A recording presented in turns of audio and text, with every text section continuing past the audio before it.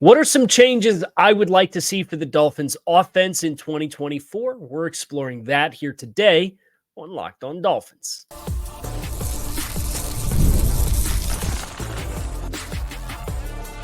You are Locked On Dolphins, your daily Miami Dolphins podcast, part of the Locked On Podcast Network, your team every day. All right, Miami, welcome to another episode of Locked On Dolphins. It's your team every day here on the Locked On Network. I'm your host, Kyle Krabs, a lifelong Miami Dolphins fan, host of Locked On Dolphins, co-host of Locked On NFL Scouting. You can find our shows on YouTube or wherever you listen to your favorite podcasts. Tip of the cap to our everydayers because it is your team every day. We don't just say it, we live it here on the Locked On Network. Today's episode of Locked On Dolphins is brought to you by Gametime.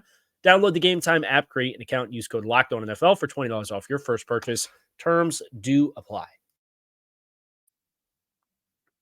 Today on the show, we have NFL team tendencies up offensively from 2023. And there's some things that I kind of want to dive into as far as what the Dolphins did last year versus what I'd like to see them do this year as far as personnel usage. You've seen some clues that some of that might happen with some of the personnel things that have been added, play calling trends, and not just stop calling fades on the 2-yard line.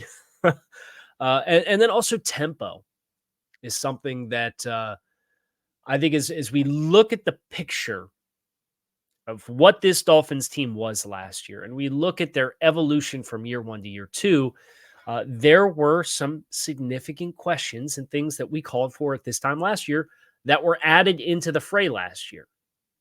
Tempo is kind of going to be the next thing that I kind of turn my attention to for the Dolphins.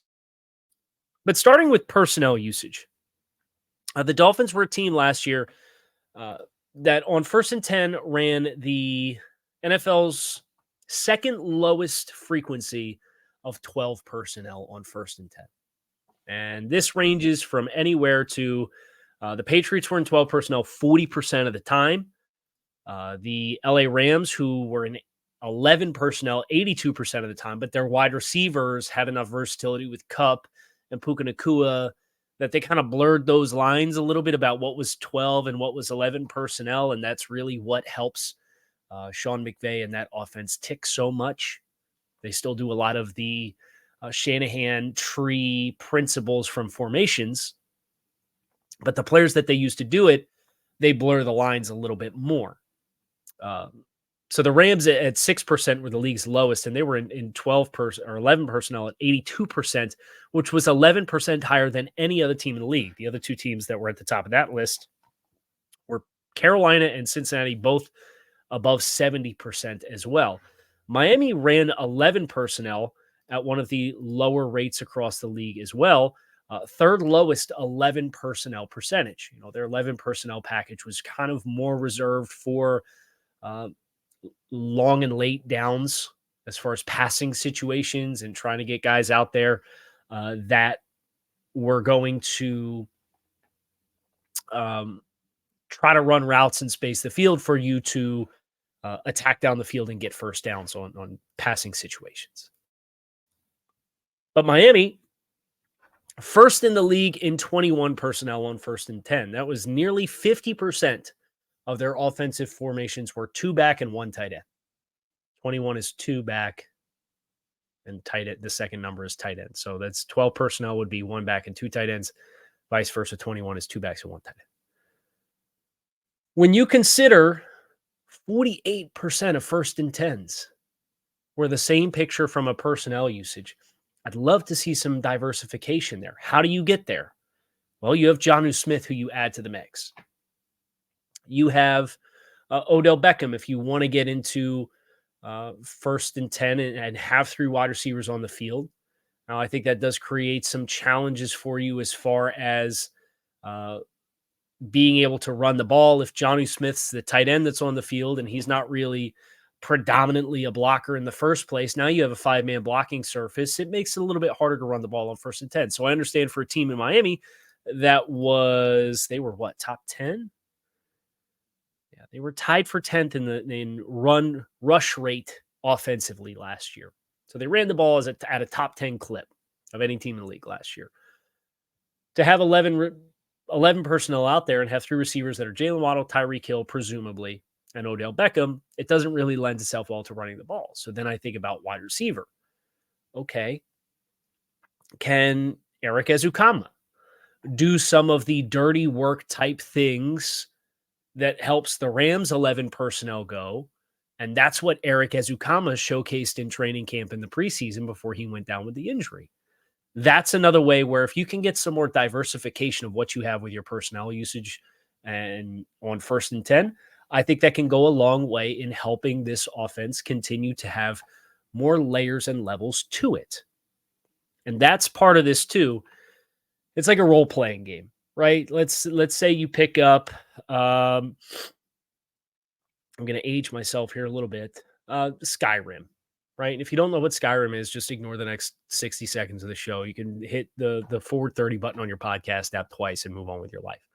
But if you play Skyrim and there's a skill tree and there's all these different styles of player that you can choose to build your player to become.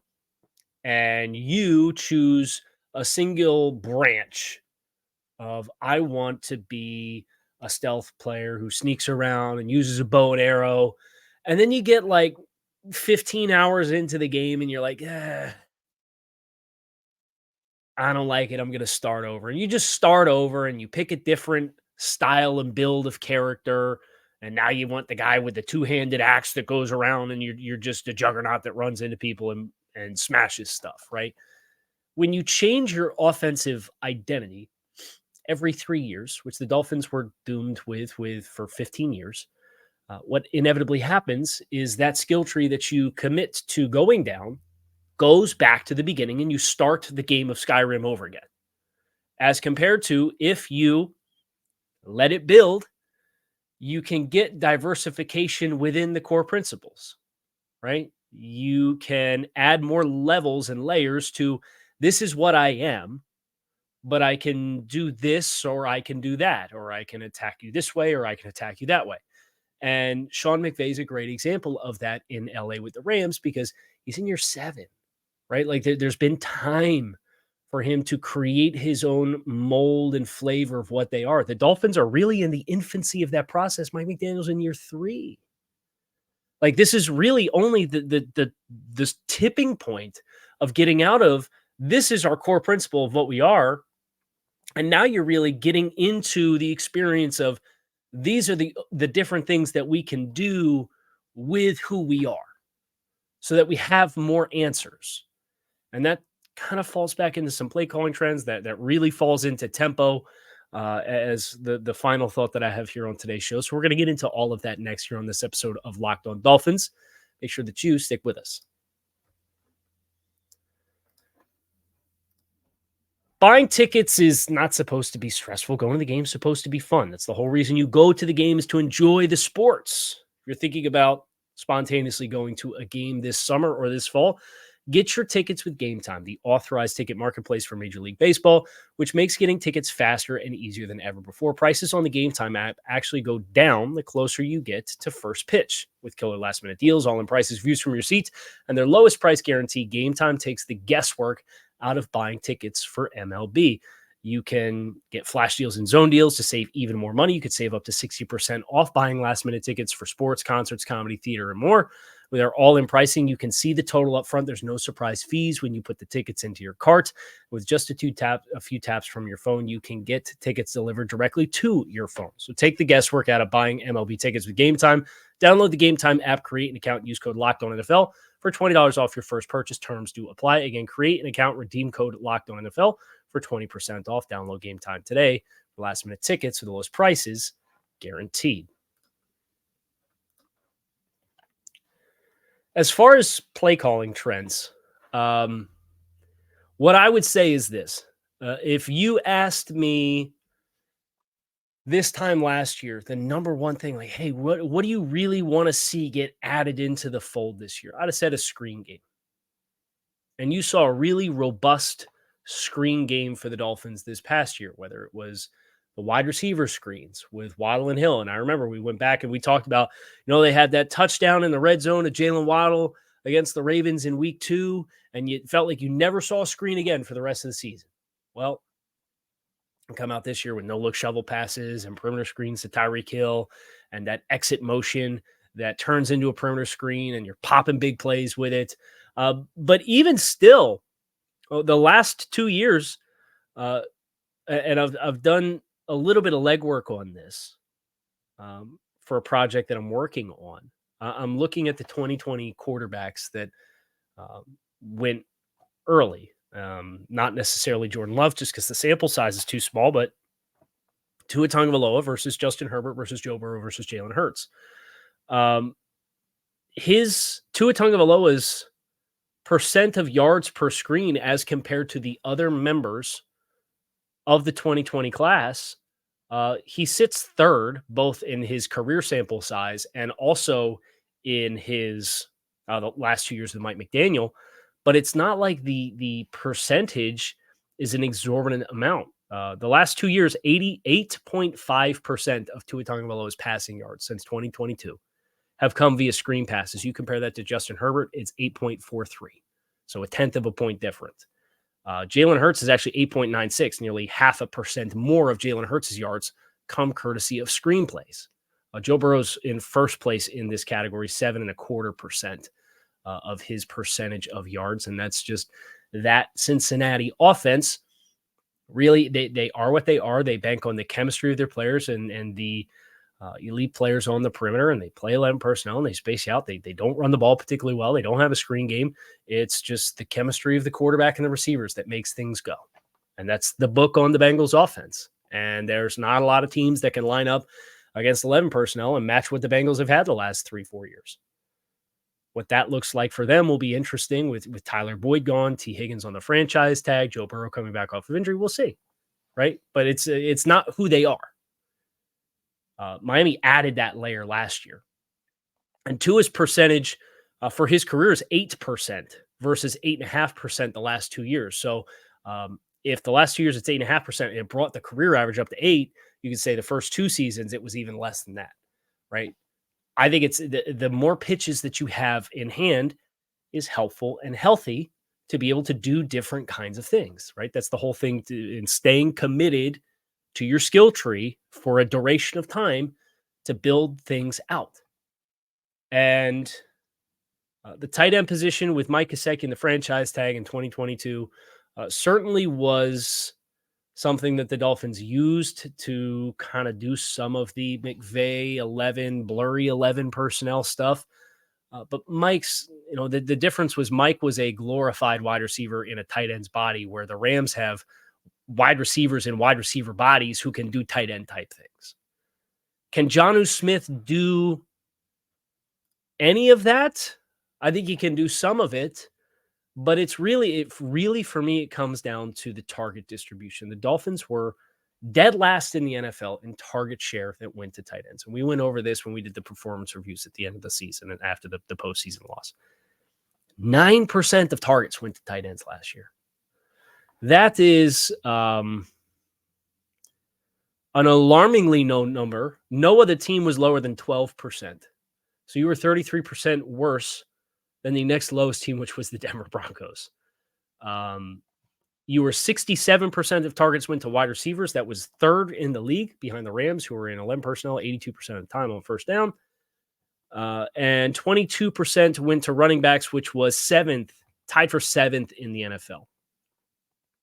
Just like we got done talking about diversification of your personnel and not just being in 12, right? As having some more 11 personnel presence, diversifying your targets by adding more is something that I think is really going to benefit you. And you have Devon Achane, who can be a piece of this puzzle to be a little less wide receiver dependent, right? The tight end with Jonnu Smith is an area where getting those guys some schemed and designed touches gives you more variety in the ways that you can attack teams. And this really, it's not breaking news when you consider the Dolphins. We've applauded them all offseason for adding a better wide receiver 3 and adding a better running back 3 and having a running back 2 that's presumably more focused on the passing game and adding a tight end 1 that has the ability to create with the ball in his hands that fits the mold and identity of the football team.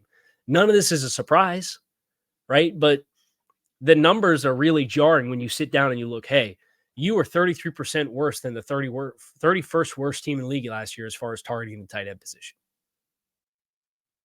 And at the end of the year, the TV broadcast talking about Mike McDaniel saying that's the next evolution of the offense.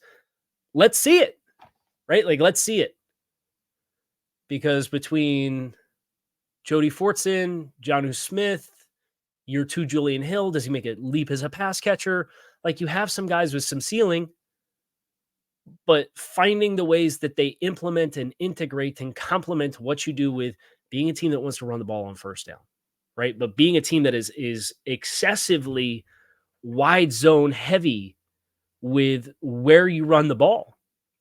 The Dolphins last year were amongst the top teams. They were the team in the NFL that ran the ball outside more than any other team. The NFELO app.com, NFELO.app.com is where these kind of charting metrics exist. Runs that went outside, the Dolphins 60%. No other team was more than 50%. That was the Kansas City Chiefs. 18% of runs hit between the B gaps last year. I remember Raheem Mostert popping a touchdown run late in the game against the Patriots to help put that game away in week 2 on Sunday Night Football. And where'd that hit? Downhill. Jalen Wright. So it's even more reinforcement of having more variety. The Dolphins were 31st in the league last year in runs that hit inside the guards, and 10% more than the next highest team for running outside. You got to add these layers. So inside run game, tight end implementation, more 11 and 12 personnel on first down, a little bit less reliance on your fullback. And I know you're paying your fullback a significant amount of money, and I think Alec Kink will be a really impactful player for you. But you have to build out more. And we're at that point where it's starting to happen because they have the proof of concept of what works. And now they're having the opportunities to add players around it to build out more layers. So for our complaints of they don't have another pitch. They don't have another pitch. They didn't have another pitch in 2023. This is the opportunity to do that. And I feel comfort in knowing last year, Kyle, what do you want to see? I want to see a screen game. I want to see them add a screen game to this offense. It was a non-existent component with all these guys that get the ball in your hands and we're going to rack teams to death. You didn't run any screens. They did it. So now you're seeing the clues that they're starting to do the other things to add the other layers that we want to see so that they have other pitches that they can attack you with. And that includes inside zone and inside run. And that includes diversification of your targets. I think that's a good thing, but like it has to happen.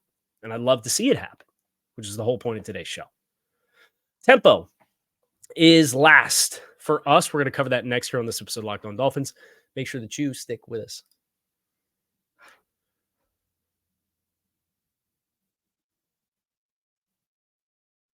I'll give you a clue. If you had to guess where the Dolphins ranked in the NFL last year for no huddle and tempo, where do you think they ranked? It wasn't last. That was the San Francisco 49ers at 1.9% of plays. They pretty much didn't have to run unless they had to. Kansas City with Patrick Mahomes, 2.8%. They were the second lowest no huddle rate in the league last year. The Cincinnati Bengals with a backup quarterback for half the season and another one of the cerebrally renowned quarterbacks in the NFL in Joe Burrow were third lowest incident. The Dolphins were the only other team under 5%. So 49ers at 1.9, Kansas City at 2.8, Cincinnati at 3.3, Miami at 3.7. Almost a non-existent element. And it felt like the times in which you needed it were the times in which you really struggled with it. The end of game sequence against Tennessee, the end of game sequence against Kansas City, the end of game sequence against Buffalo. All of those games were ones that, you got boat raced in 2 games because you fell behind by multiple scores and you got more aggressive earlier in the game to try to close the gap, and it didn't work. So you gave up more points. There's Baltimore in the first Buffalo game. You got boat raced in the playoffs because nothing worked that day. And that's a whole other show to get into historical context of road playoff performances for not just Miami, but every team. I know we've talked about Miami's historical franchise lack of success on the road. It's pretty sobering to see some of the other names that won 1 or 2 or no road playoff games in their careers as NFL quarterbacks. And then you had those 3 games where you had an end of game sequence to put it all together, and it didn't happen for you. Philadelphia was unfortunate. You were down a score, played through a lot of adversity in that game. You end up throwing an interception midway through the fourth quarter on something that looked like a miscommunication with the receivers, but also looked like a ball that was a little underthrown, but it also looked like it was a penalty that they didn't call, and that went on the laundry list of a dozen calls that didn't get made. That game was kind of in the middle, right? You had 3 games where he got blown out. You had that game in the middle, and then you had 3 games of the 2-minute offense situation that it didn't happen. And what's really interesting is you look at the life of Tua Tagovailoa's career, and historically he's been kind of good in the 2-minute offense stuff, particularly at the end of the half. There's been some end of game sequence stuff that's gone well for them. But it really didn't happen last year. Getting more of that into your regular assimilation, and that's another pitch, right? Is you get at the line of scrimmage, everybody's just ready for you to move. You had motion on like 80% of your plays last year. Catch them off guard by not moving and just snapping the ball, right? And I know the Dolphins playbook they have a coded word for if there's a questionable play, like a questionable catch. They have a coded word that they're going to call, and it's the same formation and the same play, and they have one for a run and they have one for a pass. And it's get up to the line of scrimmage and snap the ball. Can you build on that a little bit so that you can have like these incidences of, hey, explosive plays, we got them on our heel. Let's just get up and run a play. Where it's not like, hey, 2-minute offense, we're going to get up and we're not going to huddle and you're going to work your way all the way down the field and we got to throw all of our core principles out of the way. But can you use it as every now and again, like a cross to go with the hook or the uppercut, so that, again, you just have these other different ways to kind of knock teams back on their heels. And if you can do some of those kinds of things, I think that makes you a better football team. So those are the kinds of things that I want to see from the Dolphins as far as systemic improvements and additions this year versus last year. Both personnel, play calling, tempo, that we'll see what they end up taking. But like I said, the thing last year that was the biggest thing for me was adding and implementing a screen game. And they did that very successfully. And there's some clues that they're trending towards some of these things as well. What it looks like is to be determined, but I like the fact that it's seemingly in progress. That's going to do it for us here on this episode of Locked On Dolphins. I hope you guys enjoyed. You can find us on YouTube or wherever you listen to your favorite podcast. Make it a great rest of your day. Go Dolphins. I'll be back to talk to you all again tomorrow.